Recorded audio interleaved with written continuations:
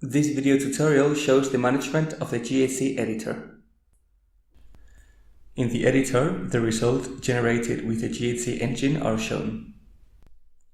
This way, you can select the table with the timetable you want, choosing the view arranged by teachers, groups, classrooms, tasks, meetings, or on-call hours. In each of the windows showing a timetable, you can open new tabs or tabs with new views of the timetable.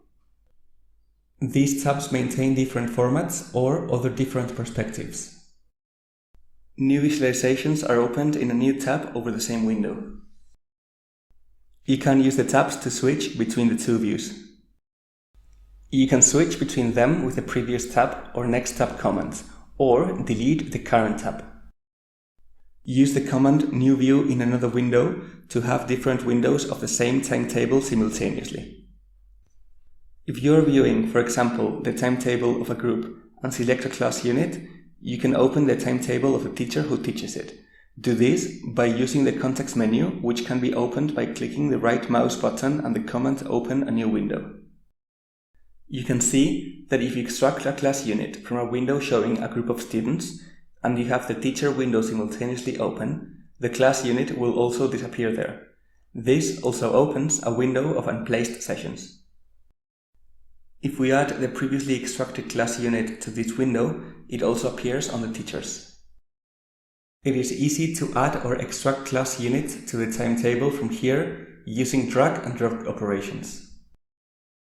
From this window, you can create new class units or simultaneous class units. You can also create complementary sessions on call hours or meetings.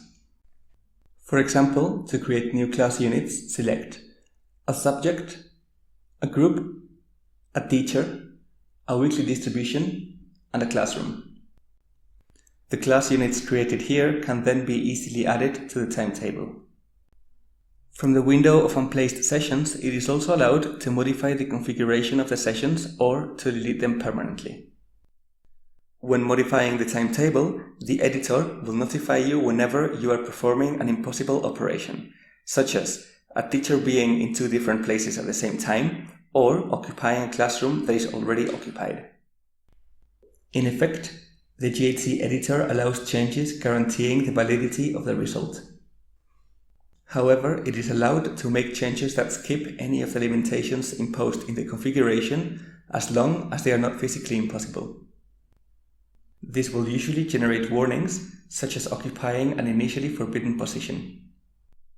You can modify the subject or the teacher who teaches the subject, as long as he is not busy without removing it from the timetable. If you try to move, using drag and drop operations, a class unit to a position in which the teacher or group is already occupied, the software will offer the possibility of extracting a class unit that blocks the movement, showing up in the window of unplaced sessions.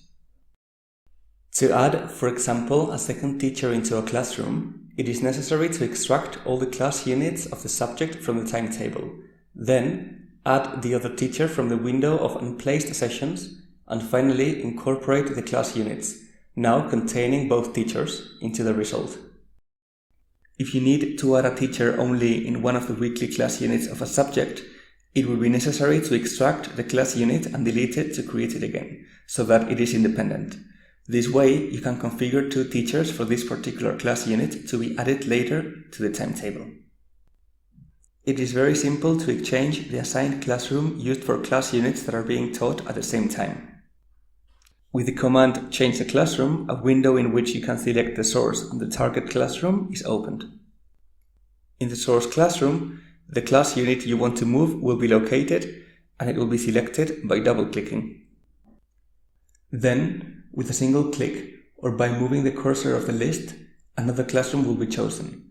This classroom may be empty or occupied to move or exchange their corresponding class units. Another functionality of the editor is to insert, modify, or delete all those elements that are used to configure the class units.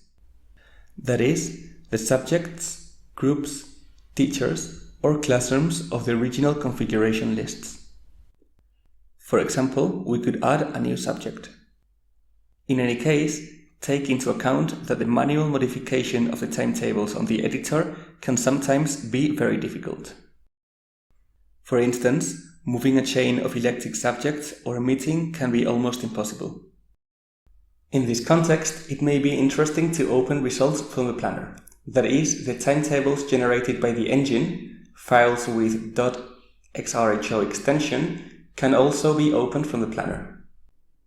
This way, the result can be projected on the template of each of the class units. You will find a more detailed explanation for this mechanism in the video tutorial, Projection of a Result in the Planner. Although the editor incorporates the ability of modifying timetables, we must stress that the best way to work with GHC is by using the planner and the engine.